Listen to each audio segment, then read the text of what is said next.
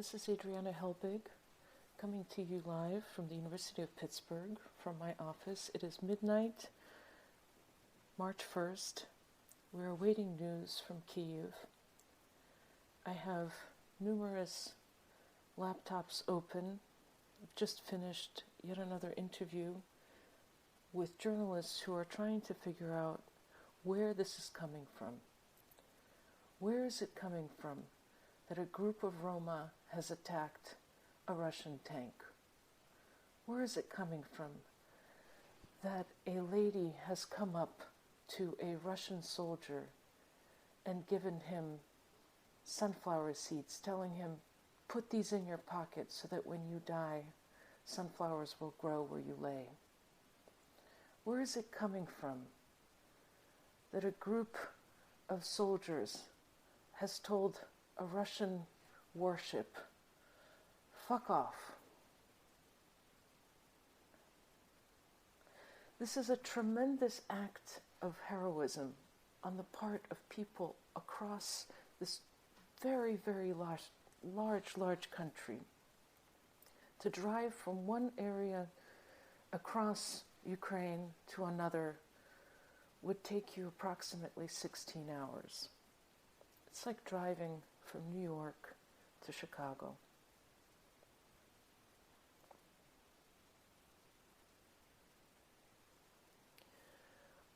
Lots of thoughts are coming through my head today.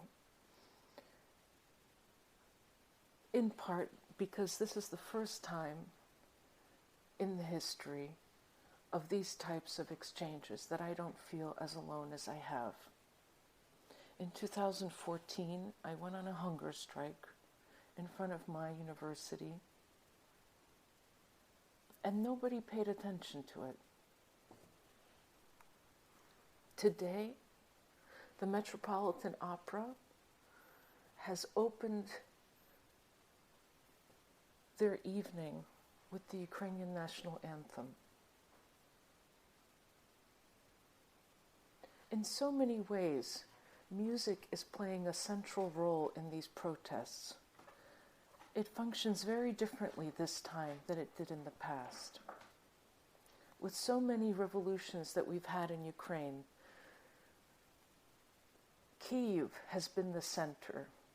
The Independence Square, that main Chreshchatyk street that is in pictures, depicted in pictures, through the 2004 Orange Revolution, or even going back, 1991, Proclamation of Independence, then the 2004 Revolution, the 2013 Maidan, the Revolution of Dignity that then followed.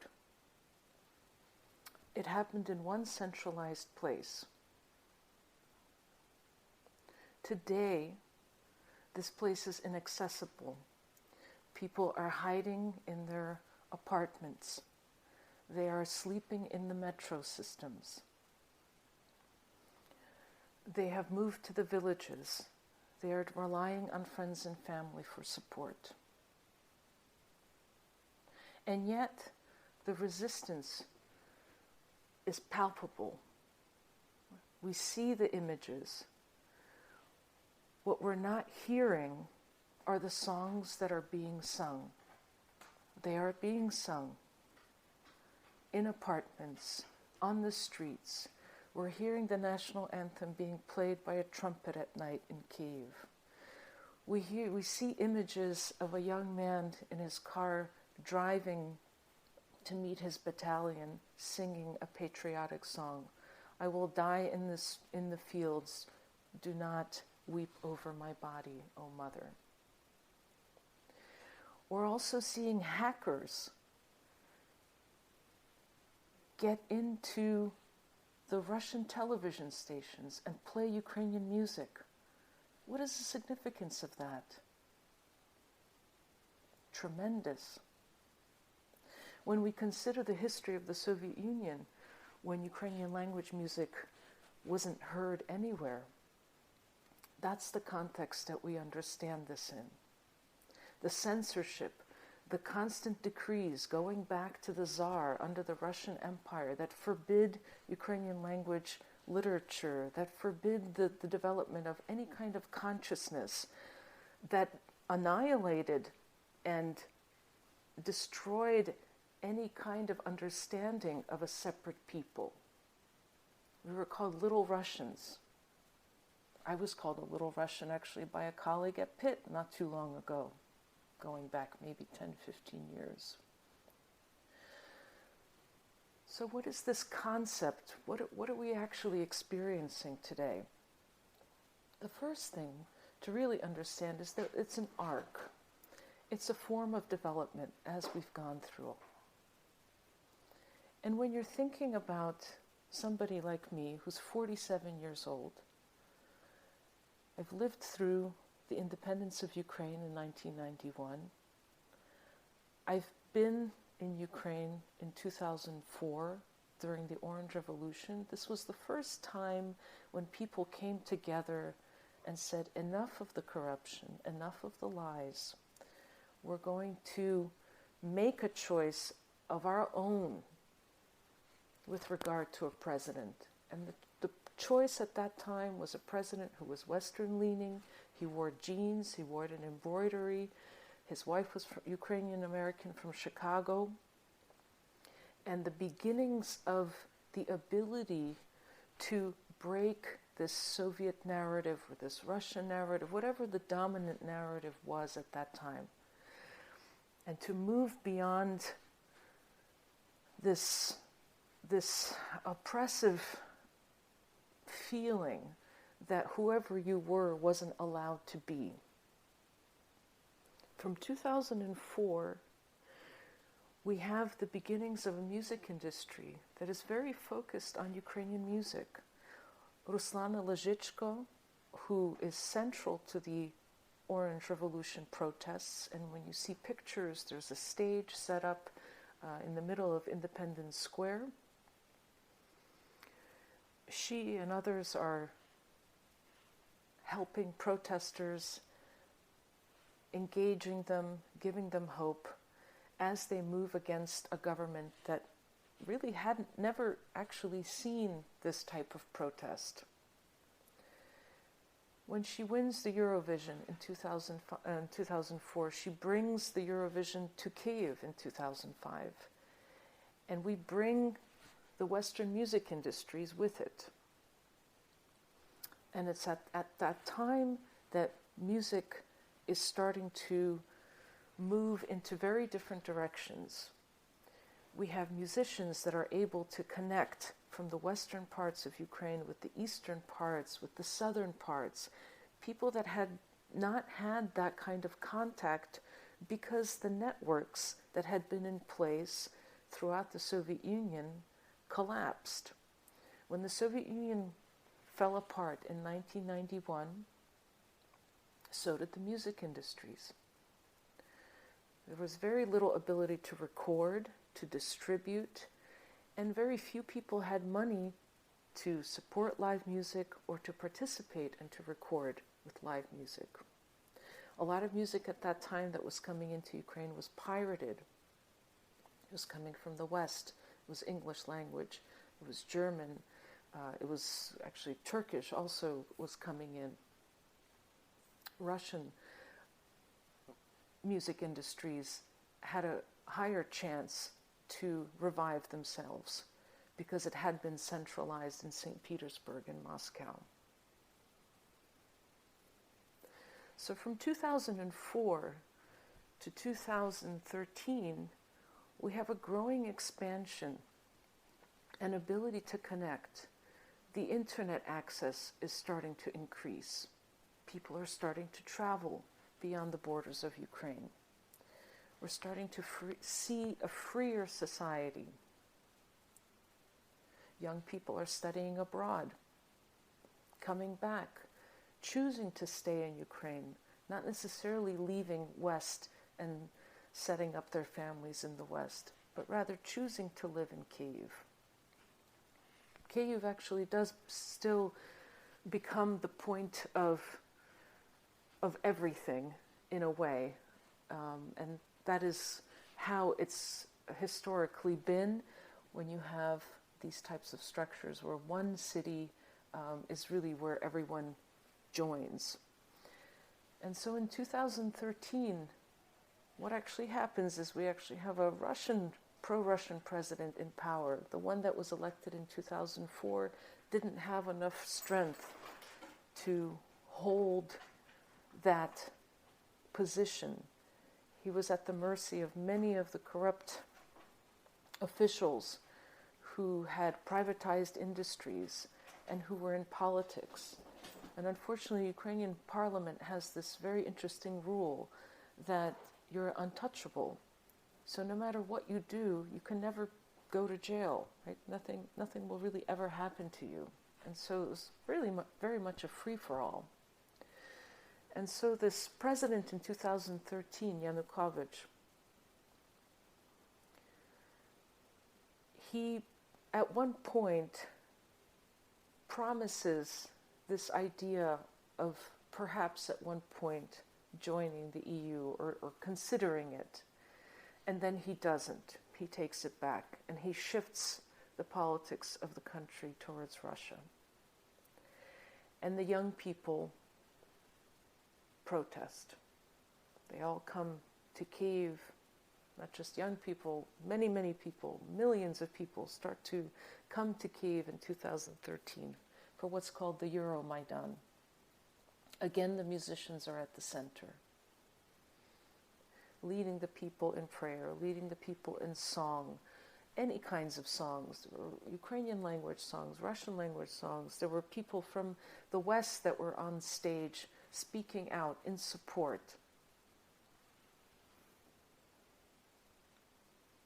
There's so many people in Kyiv, and it goes on and on and on, that the president becomes scared. And he turns the army onto the protesters, fires onto the peaceful protesters. And so there's reference to the heavenly hundreds, to the sotnya, those that were killed first on the Maidan. And from there emerges the revolution of dignity. And so throughout Ukraine, people protest and they fight against the very government that's supposed to be working on their behalf. Right? This government that proves itself not worthy of being there. At that time, Russia invades Crimea, annexes Crimea. The Ukrainian army isn't able to fight. The strength isn't there to fight. And so we have Crimea. We also have the eastern border regions of Luhansk and Donetsk falling into a destabilization. Autonomous republics are declared, not recognized, but they are there, and the constant stoking from the Russian side of these porous borders. Now what happens is that between 2014 and 2022, we have a new generation of people, a new sense of consciousness that's growing up in this time of constant war. This isn't new, what's happening. This has been a constant conflict, this sense of tension, this sense of unease. So if I'm 47, I've lived through the 1991 Declaration of Ukrainian Independence, the 2004 Orange Revolution in Kyiv, the 2013 Euromaidan, the Revolution of Dignity, and now this war. An 18-year-old living in Ukraine has lived through 3 out of those 4 major events. And this is where this idea of what we're actually seeing of this President Zelensky, and then these young people, especially the young people who are out on the streets and fighting for their own country, for their homeland that they believe deserves to be independent and away from this history that is still being cast upon them.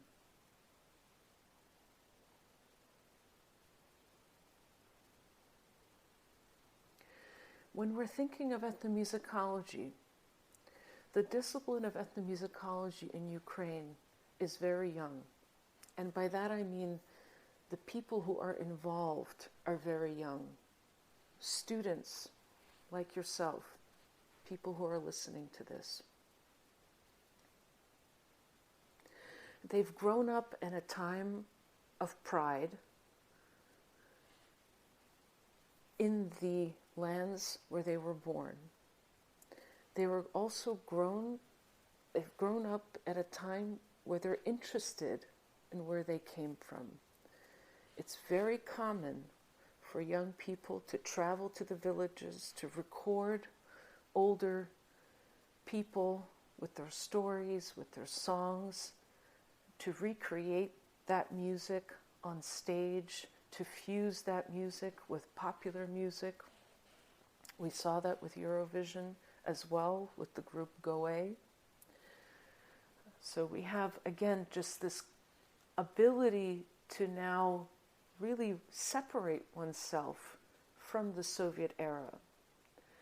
And again, to reference Goe, the video coming out from Eurovision last year had images of Chernobyl, and the fusion of the song was with ritual songs from the Chernobyl region. And the idea of environmental safety, the idea of revival, the idea of something new, fusing the old with the new. So as we move forward, we wish everybody in Ukraine everything that we possibly could wish anybody that is protecting what they have fought for with their very lives. To the students that are in the metro stations, to the students who are in bunkers, to the foreign students that have found themselves in the middle of a war. Again, Ukrainian universities are open to many students from the African continent. We have students from Latin America, from the Middle East, from China, from Vietnam. So many students are there, from India, who are huddling together, who are attempting to leave the cities or are staying put until the violence ends. This is how we as ethnomusicologists will help. Please stay. Listen to what we will be sharing with you. We need translators from different languages. We are working with ethnomusicologists to help upload archives. We help the professors and the students continue their work. And at this time, we pray. So I thank you, everybody, for everything that you are doing, for all of the messages that we are receiving. They are helping tremendously.